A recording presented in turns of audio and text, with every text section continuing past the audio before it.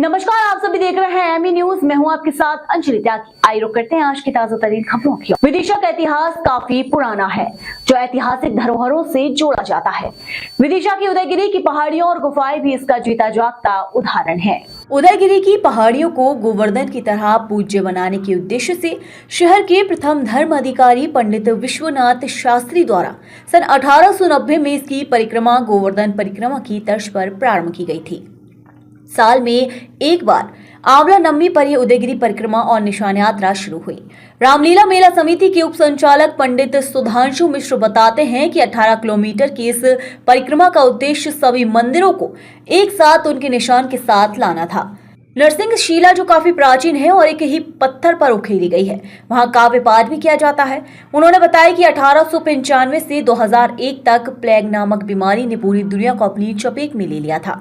वहीं 2019 से 2021 तक कोविड की बीमारी में सबको घेरा था, लेकिन उस दौरान भी ये यात्रा और उदयगिरी परिक्रमा अनवरत रूप से चलती रही।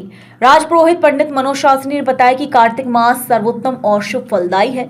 अक्षय नवमी का किए गए कोई भी दान पुण्य का कभी क्षय नहीं होता। शहर के सभी मंदिरों को एकजुट करने और उन्हें साथ लाने के उद्देश्य से शुरू की गई इस निशान यात्रा के दौरान सभी निशान एक स्थान पर एकत्रित होते हैं और हेमा मालिनी डैम के रास्ते से होते हुए उदयगिरी की परिक्रमा करते हैं। इस दौरान सभी मंदिरों में पूजा अर्चना होती है। गोवर्धन पर्वत की तर्ज पर उदयगिरी परिक्रमा भी की जा रही है, जो 134 सालों से अनवरत जारी है। रामघाट पर ध्वजाओं की पूजा होकर बेतवा की पूजा की जाती है। रास्ते भर भजन कीर्तन का आयोजन चलता है। शाम के समय इसी रास्ते से विभिन्न मंदिरों की पूजा अर्चना करते हुए पंडित विश्वनाथ शास्त्री के निवास में निशान यात्रा का समापन किया जाता है। यात्रा निकाली जा रही है, कहाँ से कहाँ निकाली जा रही है, कब से निकालते आ रहे हैं, क्या मामला है? वर्ष भर में कार्तिक मास सर्वोत्कृष्ट मास बताया गया। इस कार्तिक मास में भगवती महालक्ष्मी की आराधना सेवा पूजन करते हैं।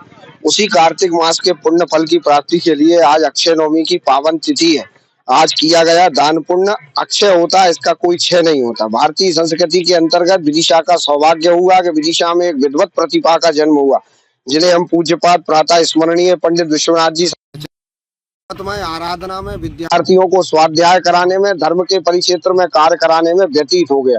उनके ही मन की ये परंपरा थी कि विदिशा के जो मंदिर हैं उन मंदिरों को एक दूसरे से जोड़ने के लिए संपूर्ण नगर को उदयगिरी की जो जिस प्रकार गोवर्धन का पर्वत है, उसी प्रकार से भारतीय संस्कृति के अंतर्गत उदयगिरी की जो पहाड़ है उसको भी धर्ममय बताया गया। उसके निमित्त उदयगिरी की परिक्रमा का के निमित्त समस्त मंदिरों को जोड़ने के लिए पूज्य प्रातः स्मरणीय पंडित विश्वनाथ जी शास्त्री महाराज ने इसका प्रारंभ किया। एक और बड़ी विचारणीय बात है, रामलीला तो विदिशा में चली रही है, लेकिन रामलीला प्रारंभ पूज्य प्राणनीय पंडित विश्वनाथ जी शास्त्री महाराज ने आज ये कार्य प्रारंभ किया था, जिसको अनवरत रूप से आप इस समय विदिशा नगर में देख रहे हैं। रामघाट पर ध्वजों का पूजन हुआ, बेत्रवती का पूजन हुआ। अब जो रामलीला की परंपरा है, हेमा मालिनी डैम जिसे बंधा के रूप में जाना जाता है, वहां भैरव जी के मंदिर तक जाएंगे और वापसी में संपूर्ण मंदिरों का भ्रमण करते हुए पुनः उदयगिरी के तट पर ये ध्वज यात्रा पहुंचेगी और सायकाल विश्राम